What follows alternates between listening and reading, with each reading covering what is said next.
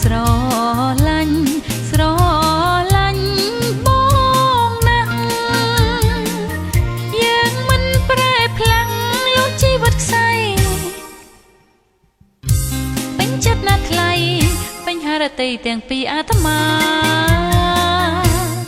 ចិត្តមួយ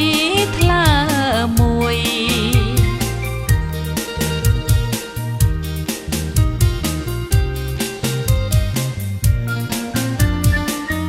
តែរួចថ្មីសប្បាយចិនដាយើងបានពរជ័យពីដូនពីតាហន់ទុកហាពីថ្ងៃនេះទៅ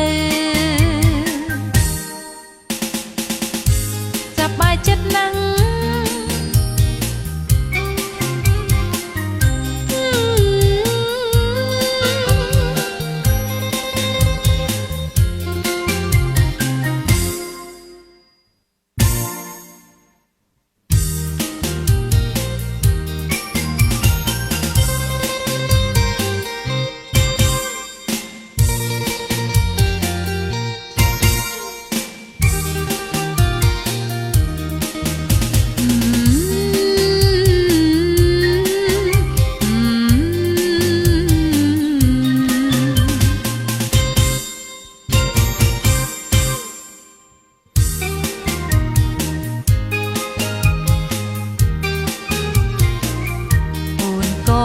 សប្បា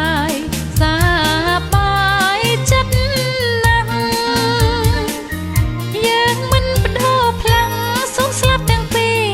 ជីវិតតែមួយលោកសូមជីវីសូមធរណីជួយជាសាក្សី